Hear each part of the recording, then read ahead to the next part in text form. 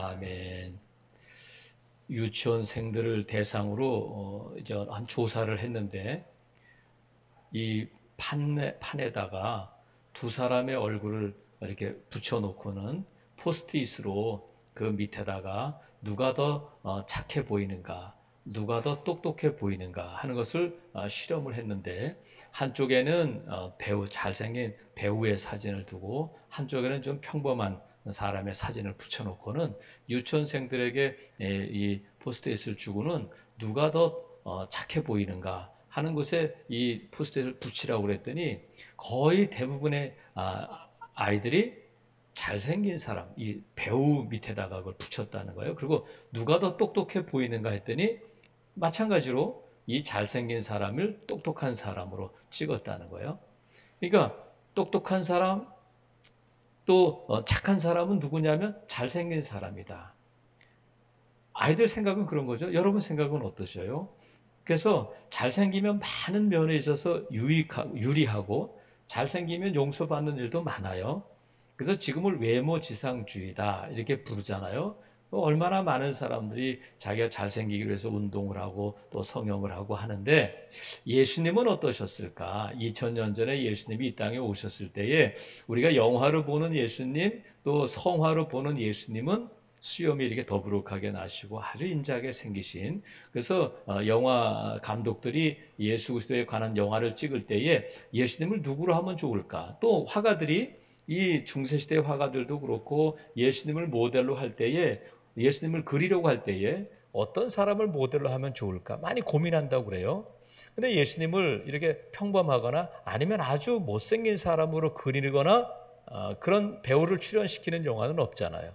그래서 우리가 생각할 때는 예수님은 잘생기시고 온유하시고 인자하시고 체격도 적당하고 그런 분이었을 거야 이렇게 생각할 수 있지만 예수님의 외모에 대한 것은 남아있는 사진이나 그림이 없기 때문에 우리가 알 수는 없습니다만 성경을 통해서 우리가 유추해 볼 수 있는 것은 이사야는 메시아의 그 모습을 흠모할 만한 것이 없다.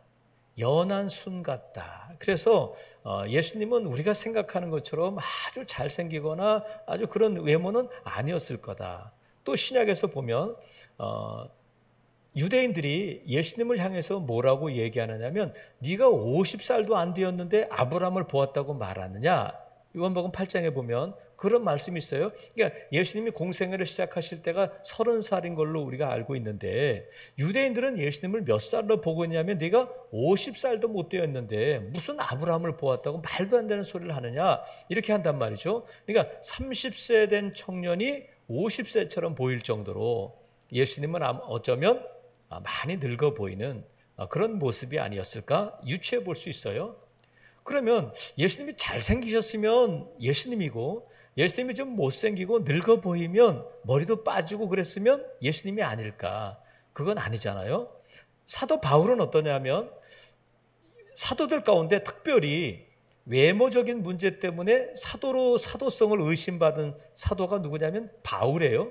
못생기고 키도 작고 매부리 코였다고 그러고 또 질병도 있었다고 그래서 외모적인 면으로 볼 때는 저 사람이 어떻게 사도일 수 있느냐, 어떻게 저 사람이 사도일 수 있느냐 이렇게 의심받는 오해받던 사람이 사도 바울인데 사도 바울은 그래 나 못생겼다, 나 그래 외모적으로는 그래, 그것 때문에 주눅들거나 그것 때문에 이 자기의 사도 역할을 감당하는 일에 지장을 받는 것이 아니라 사도 바울은 누구에게든지 어느 교회에든지 당당해요.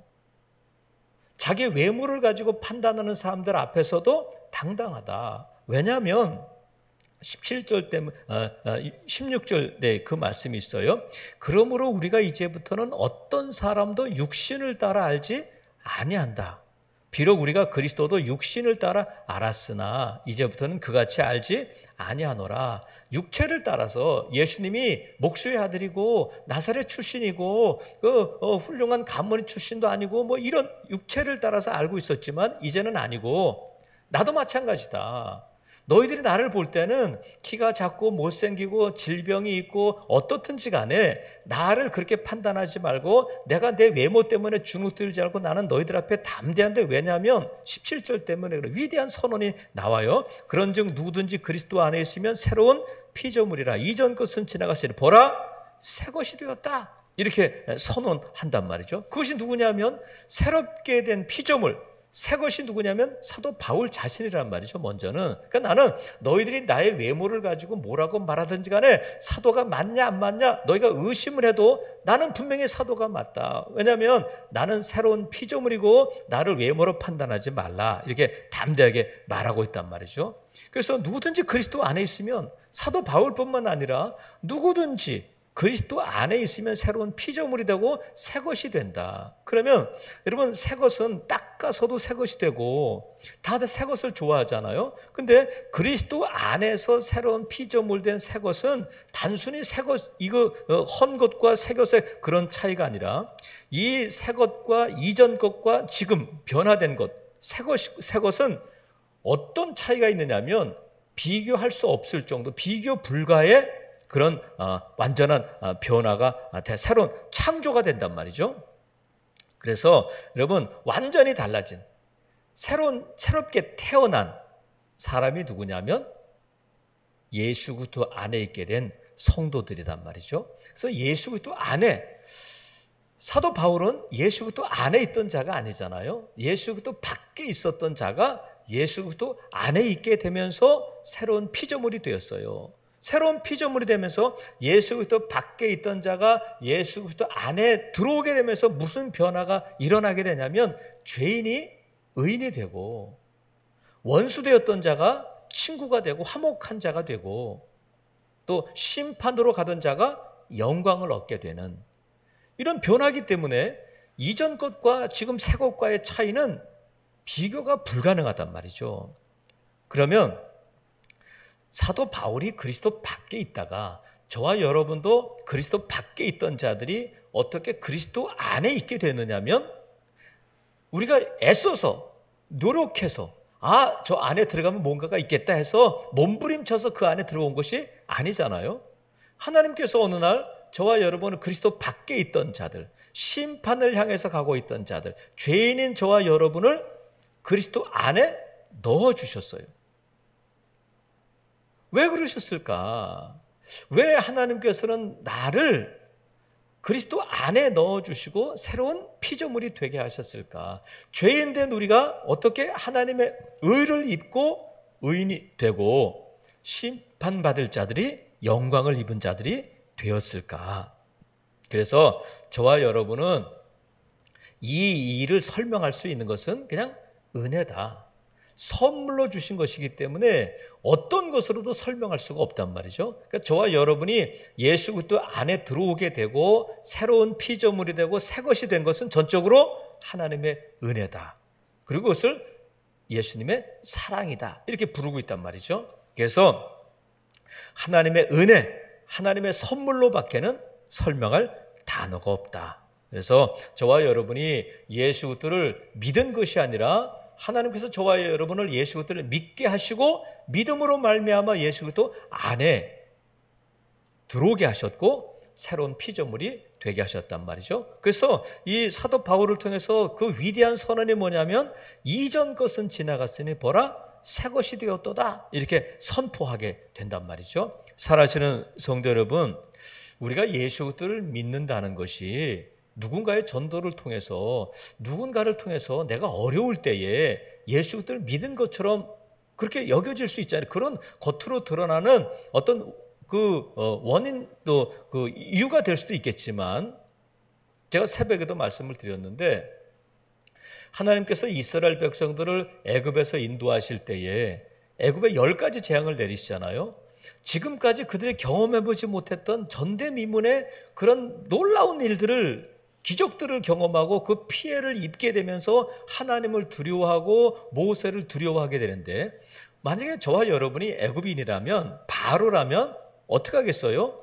개구리가 날뛰고 파리가, 이가, 또 전염병이, 또 흑암이, 장자가 죽고 하는 일을 보면서 하나님께서 10가지 재앙을 내리신 것은 애굽에 믿는 10가지 그 신들을 치시는 거잖아요. 그러니까 너희들이 믿는 신이 참 신이 아니라 너희들이 믿는 신을 징벌하는 하나님이 진짜 여호와 하나님이 참 신이다. 이것을 말씀하시는 거거든요. 그 이스라엘 백성들을 보내라 이렇게 말씀하셨는데 애굽 사람 입장에서 볼 때는 바로의 입장에서 볼 때는 우리가 믿던 것이 아무것도 아니구나. 정말 우리가 믿는 신을 이렇게 아무것도 아니게 만드는 하나님을 믿어야 되겠구나. 그런 마음이 들어야 되지 않겠어요? 그런데 하나님을 두려워하기는 하는데 믿지는 않는단 말이죠. 하나님을 두려워하는데 믿지는 않아요. 또 이스라엘 백성들이 사무엘 시대에 엘리 시대에 블레셋과 싸움을 할 때에 하나님의 궤를 블레셋에 빼앗겨요. 그래서 블레셋이 하나님의 궤를 가지고 다곤 신당에 자기들이 섬기는 우상의 신당에 놓게 되는데 다음날 일어나 보니까 다곤 신당이 엎드러져 있다. 그 다음날 보니까 또 손목이 다 부서져가지고 엎드러져 있다는 거예요. 그리고 안 되겠다 해가지고 다른 가사로 가더로 아글론으로 이게 보낼 때마다 그곳에 전염병이 일어나고 많은 사람들이 죽게 되고 괴로움을 당하게 되니까 블레셋 사람들이 돌려보내라. 왜 저 괴를 우리한테 둬가지고 우리가 이렇게 피해를 보게 하느냐, 우리에게 괴로움을 당하게 하느냐 하면서 그 괴를 돌려보내게 되는데 우리 같으면 하나님은 살아계시는구나. 우리가 아무리 큰 다곤 다곤을 신상을 만들어도 아무것도 아니구나. 이제는 다곤을 섬기지 말고 이제는 하나님을 섬겨야 되겠다. 그런 마음을 가져야 하는데 하나님을 두려워하기는 하는데 믿지는 않는단 말이죠. 여전히 다곤을 섬기고 한단 말이에요. 그런 걸 보면서 나는 어떻게 예수님을 믿게 되었을까? 내가 뭐 많이 배운 것도 아니고 내가 똑똑한 것도 아니고 내가 외모적으로 자랑할 것도 없는데 어떻게 내가 예수 그리스도를 믿게 되었을까? 앞서 말씀드린 것처럼 하나님의 은혜 말고는 설명할 길이 없단 말이죠. 하나님께서 저와 여러분을 사랑하셨다는 것 말고는 달리 설명할 방법이 없다. 그런데 하나님께서 저와 여러분을 자격이 있어서 능력이 있어서 열심이 있어서 예수 그리스도 안에 있게 하신 것이 아니라 새로운 피조물로 만드신 것이 아니라 하나님이 저와 여러분을 사랑하셨는데 저와 여러분은 그래서 하나님의 전적으로 그냥 자격 없이 사랑받은 자인데 그 사랑받은 자에게 하나님께서 뭘 말씀하시냐면 그 사랑이 사도 바울이 지금 그 사랑이 나를 강권한다 이렇게 고백해요. 사랑받은 자로서 그 사랑이 나를 지금 강권하는데 내가 사랑받은 자로 끝나는 것이 아니라 내 안에서 그 사랑이 나를 막 강권한다는 거예요. 강권한다는 것은 뭐냐면 압박한다, 사로잡는다 이런 뜻이에요. 그러니까 하나님께서 나를 사랑하셔서 예수 그리스도를 믿게 하시고 새로운 피조물로 만들어 주셨는데 그 나를 새로운 피조물로 만들어 주신 그 사랑이 내 안에서 나를 막 사로잡고 나를 막 강권해서 그 사랑받은 자로서 내 안에서 이 사랑이 흘러가게 하신다는 거예요. 사도 바울이 나는 사랑받은 자인데 하나님께서 나를 사랑하셔서 예수 그리스도를 믿게 하시고 새로운 피조물 되게 하셨는데 그 사랑이 거기서 끝나는 것이 아니라 하나님께서 나를 사랑하신 그 사랑이 내 안에서 나를 막 사로잡아서 견딜 수 없게 한다는 거예요. 그러면 그 사랑이 강권하는 것이 뭐냐면 지금 15절에 보니까 15절에 보면 그가 모든 사람을 대신하여 죽으심은 살아있는 자들로 하여금 다시는 그들 자신을 위하여 살지 않고 오직 그들을 대신하여 죽었다가 다시 살아나시는 이를 위하여 살게 하려 함이라 이렇게 말씀하고 계셔요. 그래서 예수 그리스도를 믿고 새로운 피조물 된 자들은 하나님이 우리 안에서 막 그 사랑이 강권하시고 사랑이 나를 사로잡는데 이제부터는 나를 위해서 죽으시고 부활하신 우리 주님을 위해서 살아야 되겠구나 하고 그 사랑이 나를 강권하신다는 거예요. 그래서 우리가 예수 그리스도를 믿고 새로운 피조물이 되면 지금까지 나를 위해서 누군가를 위해서 살던 삶이 예수 그리스도를 위해서 사는 삶으로 바뀌게 된다. 이게 새로운 피조물이고 삶의 목적이 방향이 바뀌게 된단 말이죠. 그러면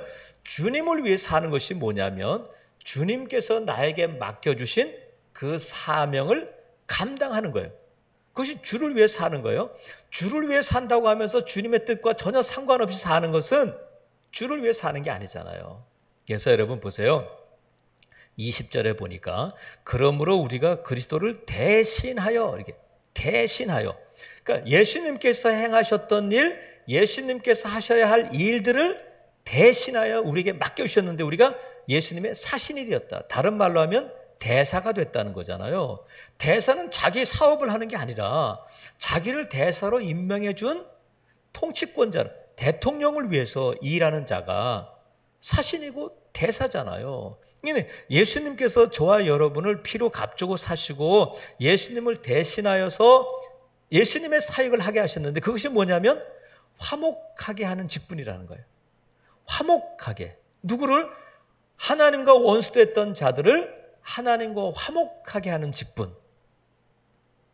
그 사명을 새로운 피조물들에게 주셨다는 거예요. 여러분 보세요. 원수되었던 자가 하나님과 원수되었던 자가 하나님과 화목하게 된다. 그것이 가능하다. 그럴 수 있다 하는 것이 뭐냐면 복음이라는 거예요. 죄인인 사람들이 죄인이 의인이 될 수 있다. 자, 21절에 보면 하나님이 죄를 알지도 못하시는 이들을 우리를 대신하여 죄로 삼으신 것은 우리로 하여금 그 안에서 하나님의 의가 되게 하려 하심이라. 죄인이 예수 그리스도 안에 들어옴으로 말미암아 누가 되냐면 의인이 된다. 하나님의 의를 덧입게 된다는 거야. 이게 뭐냐면 복음이에요. 죄인이 의인이 된다. 그리스도 밖에 있던 자들이 그리스도 안에 들어오게 되고 이전 것은 지나갔으니 보라 새 것이 되고 새로운 피조물로 거듭나게 되는 것이 바로 복음이 된단 말이죠. 그래서 여러분 대통령이 이제 당선이 되면 각국 대사를 이렇게 임명하잖아요. 일본 대사, 미국 대사, 중국 대사를 임명하게 되는데 아무나 이렇게 제비 뽑아서 보내는 게 아니잖아요.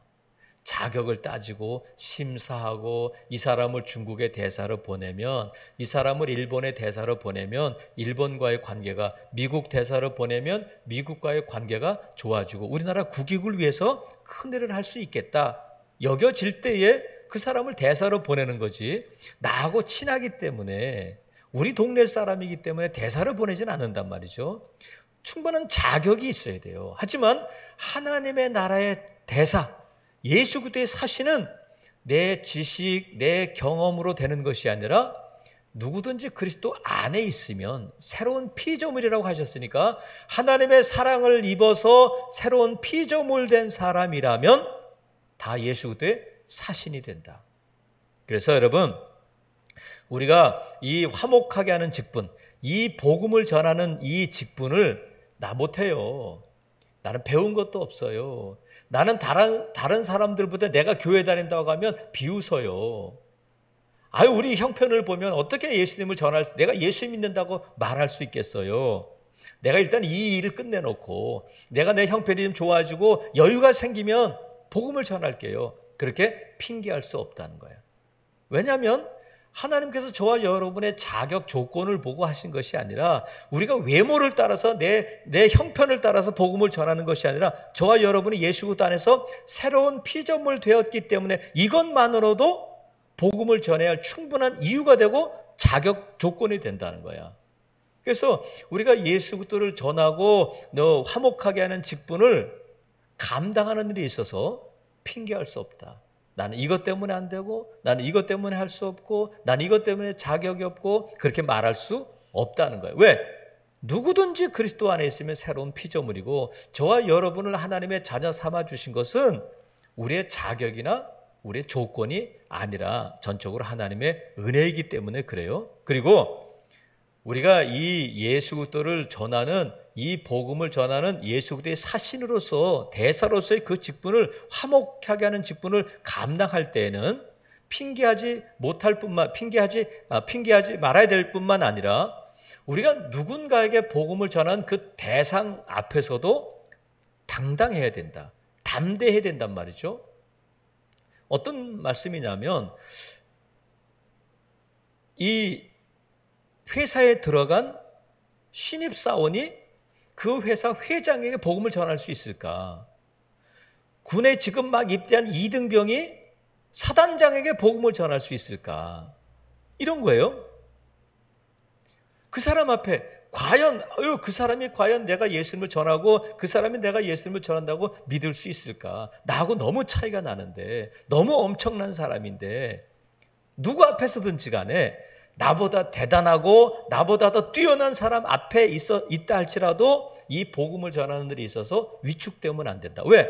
우리는 외모로 육체로 판단받을 자들이 아니라 그리스도 안에서 새로운 피조물 된 자들이기 때문에 그렇다.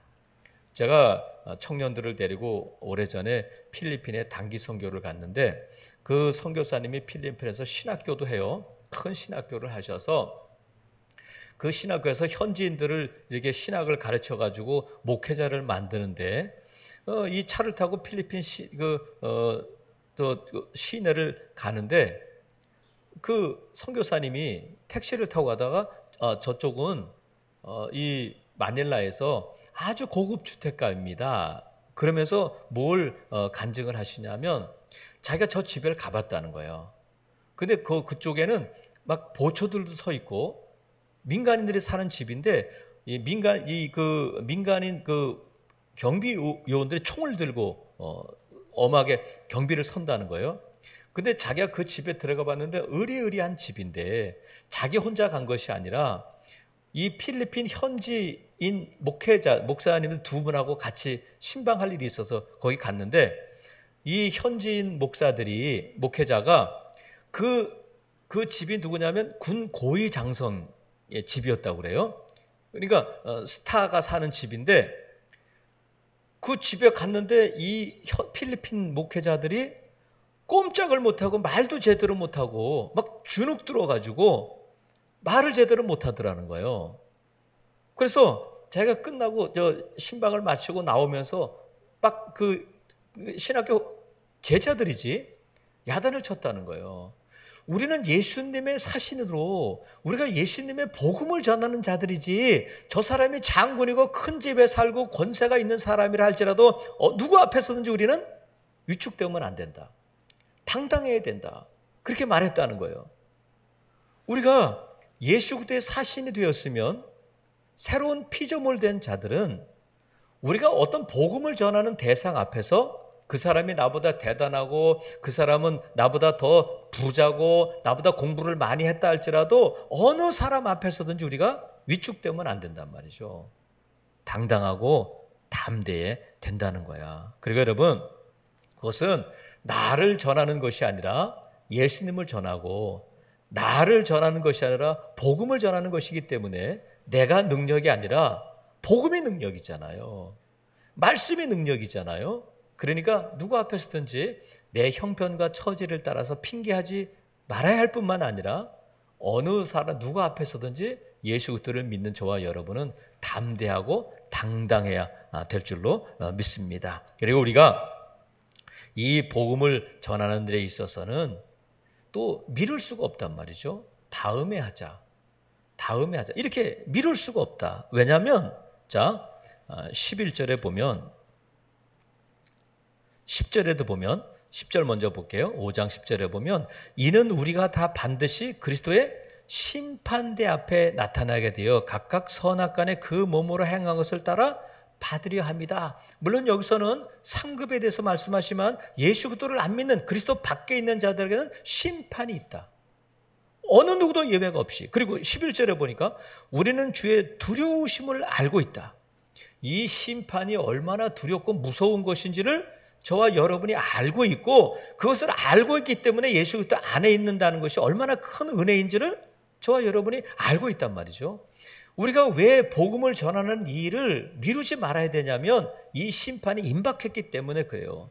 도적같이 오리라. 그날이 가까움을 볼수록 더욱 그리하라. 이렇게 말씀하신 것처럼 이 두려운 일이다. 심판은 누구에게나 마찬가지란 말이죠. 그래서 여러분, 저와 여러분이 예수님의 다시 오시는 그날도 심판의 날일 뿐만 아니라 우리가 이 땅에서 얼마나 더 살지 아무도 모르잖아요. 다음에 10년 뒤에 우리가 이 세상을 떠날지 아니면 내년에 이 세상을 떠날지 아무도 알지 못하니까 우리가 이 복음을 전하는 일을 심판을 면하도록 하는 일은 아주 시급한 일이 된단 말이죠. 만약에 누군가가 그 사람의 남은 연수를 알 수 있다면 뭐 그럴 수 있겠죠. 그래서 예수 그리스도를 믿게 전도하면 사람들이 그래요. 나는 이 세상에서 마음껏 살다가 세상 떠나기 3일 전에 예수님 믿겠습니다. 근데 그게 가능하냔 말이죠. 가능하지 않잖아요. 그래서 이 심판을 전하는 일에 있어서 우리가 미뤄서는 안 된단 말이죠. 이것은 두려운 일이기 때문에 그래요. 그러면 여러분, 이 심판을 면하게 하기 위해서 제일 먼저 이 사람은 정말 심판의 자리에 가면 안 된다 하면서 제일 먼저 떠오르는 사람이 누구예요? 이 사람은 정말 심판을 받으면 안 된다. 지옥 가면 안 되고 정말 천국 가야 된다 할 때에 제일 먼저 떠오르는 사람이 누구냐면 우리 가족이잖아요. 가족. 우리 친척들, 아주 나와 가까운 사람들, 우리가 아프리카에 있는 사람, 남미에 있는 사람, 또 아시아에 있는 사람들도 떠올릴 수 있지만 우리가 제일 먼저 정말 이 심판을 받으면 안 되겠다 하는 사람이 누구냐면 우리 가족이란 말이죠. 그래서 우리가 가족들에게 이 복음을 전하고 이 심판을 면하도록 하는 예수 그리스도 밖에서 예수 그리스도 안으로 옮겨지도록 하는 일을 미뤄서는 안 된단 말이죠. 어떤 분은 우리 남편이 나를 너무 속삭이기 때문에 우리 남편 구원받는 거 원하지 않아요. 어떤 며느리는 시어머니가 너무 자기를 괴롭혔기 때문에 저 시어머니는 지옥 가야 된다는 거예요. 여러분 마음은 어떠셔요? 여러분 가족들 가운데 예수 그리스도를 안 믿는 여러분의 친척 가운데 정말 안타까운 마음으로 저와 여러분이 사랑받은 자로 이 사랑이 나를 강권해서 사로잡아서 그 사랑을 전하지 않으면 견딜 수 없는 마음을 주는 대상이 누구냐 말이죠. 누구나 다 내 가족이기 때문에 나하고 잘 아는 사람이기 때문에 내가 그를 위해서 기도 많이 했기 때문에 그가 심판을 면할 수 있는지 아니란 말이죠. 그래서 예수님께서 이 천국과 지옥에 대해서 비유로 말씀해 주셨는데 부자와 나사로의 경우를 말씀해 주셨잖아요. 부자는 날마다 잔치를 하고 좋은 옷을 입고 좋은 집에서 살고 있었는데 나사로는 그 집에서 부자가 이 남긴 음식을 먹고 연명을 하고 살고 있었는데 나사로가 죽어서 천국 가고 부자도 죽었는데 부자는 어디 갔느냐면 지옥에 떨어졌다.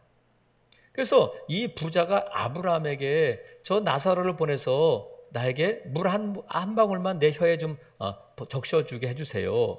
갈 수가 없다. 그랬더니 이 부자가 아브라함에게 뭐라고 간청을 하느냐면 아버지 저 나사로를 우리 집에 보내주세요. 왜냐하면 우리 집에 형제 5이 있는데 이곳에 절대 오지 말게 해주세요. 이렇게 부탁을 해요. 그러니까 이 부자가 사업을 했는지 장사를 했는지 돈이 많은데 날마다 잔치를 벌이고 친구도 많았을 텐데 제일 먼저 떠오른 사람이 가장 친한 친구 아니면 사업 파트너 아니면 지역의 유지가 아니라 자기 형제 5이 있다는 거예요. 그들은 절대 이곳에 오면 안 된다. 저 나사로를 보내서 너의 형이 지금 지옥에 있으니까 너희들은 예수님 믿고 지옥 가면 안 돼. 이렇게 말해달라는 거예요. 근데 아브라함을 통해서 뭐라고 말씀하시냐면 그럴 필요 없다. 너희 형제가 사는 곳에는 모세도 있고 선지자들도 있다. 하나님의 말씀이 있다는 거예요. 지금으로 말하면 교회도 있고 성도들도 있다. 이미 예수 그리스도를 믿고 공동체를 이룬 교회가 있을 뿐만 아니라 새로운 피조물 된 너희 친척이 있고 너희 가족이 있고 성도들이 있기 때문에 죽은 자가 살아나서 그곳에 가서 전해도 소용없다는 거예요. 이것이 뭐냐면 하나님께서 저와 여러분에게 맡겨주신 교회와 성도들에게 새로운 피조물 된 예수님의 피로 값주고 쓰신 교회와 성도들에게 주신 사명이다. 주를 위해 살아라. 화목하게 하는 직분을 저와 여러분에게 주셨다는 거야. 그 직분을 그 사명을 누구에게 주셨냐면 오늘 나에게 예수 그리스도를 믿고 새로운 피조물 된 나에게 맡겨주신 사명이고, 저와 여러분은 이 땅에서 살아야 할 이유가 분명히 있는데, 그것이 뭐냐면 주를 위해 살고 또 주님이 나에게 맡겨주신 주님이 하셨던 사역을 감당하는 일, 화목하게 하는 직분, 그것이 저와 여러분의 사명이란 말이죠. 사랑하시는 성도 여러분, 구약에 보면 엘리사와 나아만 장군이 나와요. 엘리사와 나아만 장군이 나오는데, 나아만 장군이 엘리사 앞에 왔을 때에 엘리사가 뭐라고 말하냐면, 저 요단강에 가서 몸을 7번 담그세요. 그러면 나을 거예요. 문둥병이 나병이 나을 거예요. 처음에는 거부했지만 하인들의 말을 듣고 나아만 장군이 요단강에 가서 몸을 1번, 2번, 3번, 4번, 5번, 6번 담갔을 때도 아무 일도 일어나지 않았어요. 근데 엘리사를 통해서 하나님이 7번 담그라 했을 때에 7번째 몸을 담그고 일어났을 때에 그 피부가 나병이 다 사라지고 어린아이 피부처럼 깨끗하게 됐다는 거야. 그럴 때에 나아만이 1번, 2번 물에 잠글 때에 무슨 마음과 어떤 초조함을 가지고 들어갔을까? 7번째 과연 일어날 것인가? 7번 몸을 담궜을 때 내 피부가 깨끗해질 것인가? 의심을 했든지 어떻든지 간에 7번 몸을 담그고 일어났을 때에 그 피부가 어린아이 피부처럼 깨끗하게 된 것을 보고는 나아만 장군이 어떻게 했어요? 하인들에게 아니면 옆에 있는 사람들에게 봐봐 내 나병이 났어, 내 피부가 깨끗해졌어, 봐봐, 이렇게 외치지 않았겠어요? 기쁨의 소리를. 왜냐하면 누군가에게 보여주고 누군가에게서 분명히 선포하지 않고는 견딜 수 없는 마음이었을 거란 말이죠. 저와 여러분이 오늘 17절에 있는 말씀처럼 봐봐, 새로운 피조물이 됐다. 나는 이전 것은 지나고 새 것이 되었도다. 깨끗하게 된 거야. 나는 예수님의 피로 씻김받고 깨끗하게 되었어. 죄인이 의인이 되었고, 원수 되었던 자가 화목한 자가 되었고, 심판받을 자가 영광 가운데 있게 됐다. 이거를 선포하고 외치는 자가 됐단 말이죠. 놀라운 일이잖아요. 어떻게 우리가 이런 새로운 피조물이 되고 새 것이 될 수 있었을까? 그것은 말씀드린 것처럼 하나님의 은혜 말고는, 우리 주님의 사랑 말고는 설명할 길이 없다. 저와 여러분이 그 사랑이 우리 안에서 강권한다. 우리를 사로잡고 우리 안에 있는 사랑이 넘쳐서 그 사랑이 흘러가게 하신단 말이죠. 이 사랑은 뭐냐면 하나님께서 저와 여러분에게 주신 이 화목하게 하는 직분, 화목하게, 원수가 화목하게 된다는 것이 복음이라고 말씀드렸잖아요. 이 복음을 전하는 이 일이 저와 여러분이 주님의 일이고, 그것이 주를 위해 사는 삶이고, 그것이 예수님의 사신된 사명을 감당하는 자의 삶이란 말이죠. 그래서 이 예수님께서 제자들에게 말씀하신 것처럼 너희는 예루살렘을 떠나지 말고 성령이 임하면 예루살렘과 온 유대와 사마리아와 땅끝까지 이르러 내 증인이 되리라 말씀하신 것처럼, 우리는 제자들의 예루살렘을 포기하지 말아야 하는 것처럼 저와 여러분도 예루살렘을 포기해서는 안 된다. 우리의 예루살렘은 어디냐면 가장 가까운 가족들과 함께 사는 우리의 가정이고, 나와 가장 가까운 사람들과 함께하는 시간이고, 그렇단 말이죠. 사랑하시는 성도 여러분, 아무쪼록 이 복음을 전하는 일은 임박했기 때문에, 심판이 임박했기 때문에 미룰 수 없는 일이고, 우리가 내일을 기약할 수 없다.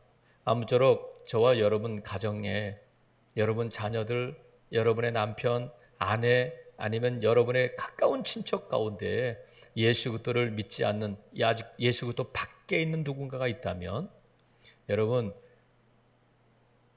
우리의 형편을 전하는 것이 아니라 복음을 전하는 일이기 때문에 내가 능력이 아니라 복음의 임을 믿으시고 예수님을 전하는, 복음을 증거하는 그 사명을 감당하는 저와 여러분 될 수 있기를 주님의 이름으로 축복합니다. 아멘.